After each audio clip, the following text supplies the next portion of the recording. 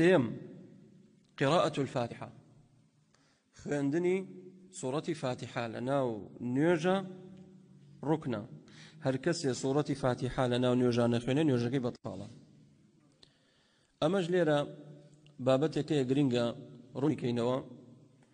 نوێژی سڕی و جەهریمانەیە لە نوێژی نیمڕۆ و عەسر ئەوە بەتیفاقی زانایان هەر کەسێ سوورەتی فاتحة نەخوێنێ نوێژەکەی بەتاڵە. ئەما نوێژە جەهرەکان وەکو مەغریب عیشا و بەیانی لێرە خلاف هەیە ئەوانەی کە لە پشت ئیمام و نوێژەکەن.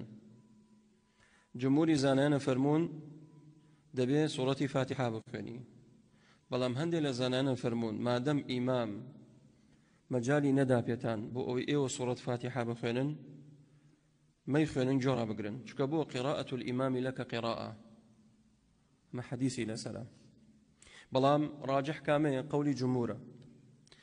قولی جمهور ئەوەیە لە نوێژە سڕیەکان و لە جەهرەکان دەبێت سوورەتی فاتحة بخوێنن، چونکە پێغەمبەری خوا فەرمی عليه الصلاة والسلام لا صلاة لمن لم يقرأ بفاتحة الكتاب.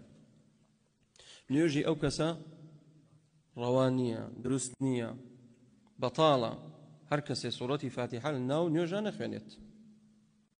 فصلاته خداج فصلاته خداج فصلاته خداج لفرمودەی ترە فەرمێ پێغەمبەری خوا صلی الله علیه وسلم. مناڵ کاتێک لە دایکە بێکەنە چۆ خودەج وایە؟ خودەج یعنی چی؟ یعنی مناڵە نقصانی هەیە دەبێ بکرێتە ناو خودەجەوە. یعنی نوێژەکە چییە؟ خداج یعنی نەقسی تێدایە، نەقسی تێدایە.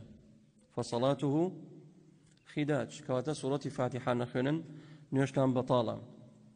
بۆیە سوورەتی فاتحة بخوێنن ئەگەر ئیمامش قورئانی خوێنە، بەڵام کە لە سوورەتی فاتحة بوونەوە سوورەتەکانی تر مەخوێنن مادەم ئیمام قورئانە خوێنێت.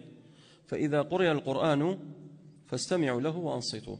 بێدەنگ بن جۆڕاگرن هەتاکو بەرەکەتی ئەو قورئانە بەرتان کەوێ.